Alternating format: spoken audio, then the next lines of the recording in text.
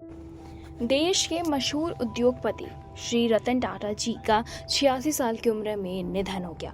वो मुंबई के breach candy hospital में एडमिट थे। यहीं उन्होंने अंतिम सांस ली। उनके निधन पर पीएम मोदी ने भी दुख जताया है।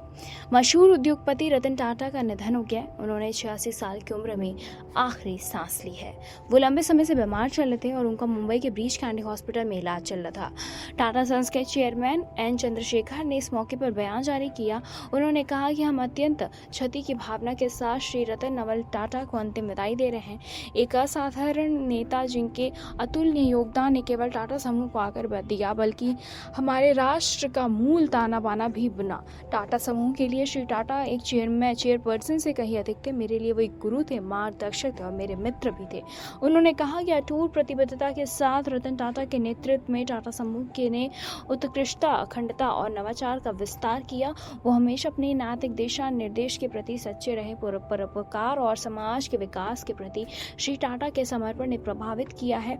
लाखों लोगों का जीवन, शिक्षा से लेकर स्वास्थ्य सेवा तक उनकी पहल ने गहरी जड़ें जमा ली हैं। इससे आने वाली पीढ़ियों को लाभ होगा। पूरे टाटा परिवार की ओर से मैं उनके प्रियजनों के प्रति अपनी गहरी संवेदना व्यक्त करता हूं। उनकी विरासत हमें प्रेरित करती रहेगी, क्योंकि हम उनके सिद्धांतों को कायम रखने का प्रयास करेंगे। इसी के साथ बताते चले कि पीएम मोदी ने भी ट्विटर हैंडल पर पोस्ट करके रतन टाटा के निधन पर दुख जताया है। पीएम मोदी ने कहा, श्री रतन टाटा जी एक दूरदर्शी बिजनेस लीडर, दयालु आत्मा और एक असाधारण इंसान थे और साथ ही साथ उन्होंने भारत के सबसे पुराने और सबसे प्रतिष्ठित व्यापारिक घरानों में से एक को स्थिर नेतृत्व प्रदान किया। साथ ही उनका योगदान बोर्ड रूम से कहीं आगे तक था। अपनी विनम्रता और दयालुता और हमारे समाज को बेहतर बनाने के प्रति अटूट प्रतिबद्धता के कारण उन्होंने कई लोगों को प्रिय बना लिया। पीएम मोदी ने कहा कि श्री रतन टाटा जी के सबसे अनूठे पहलुओं में से एक था कि उन्हें सबसे बड़े सपने देखने का जुनून था। वो शिक्षा, स्वास्थ्य देखभाल और स्वच्छता, पशु कल्याण जैसे कुछ मुद्दों का समर्थन करने में सबसे आगे थे। मेरा मन श्री रतन टाटा जी के साथ अनगिनत संवादों से भरा हुआ है। जब मैं गुजरात का मुख्यमंत्री था तब मैं उनसे अक्सर मिलता था। हम विभिन्न मुद्दों पर विचारों का आदान प्रदान करेंगे।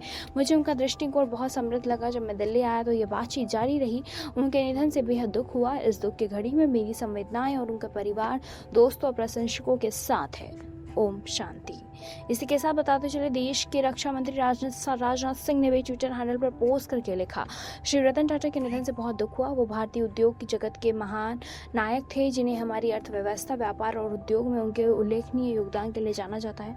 उनके परिवार, दोस्तों और प्रशंसकों के प्रति मेरी गहरी संवेदनाएं। उसकी आत्मा को शांति मिले। राहुल गांधी का भी बयान आया है। जी हाँ, कांग्रेस नेता राहुल गांधी ने भी ट्विटर पर पोस्ट करके रतन टाटा दूरदृष्टि वाले व्यक्ति थे।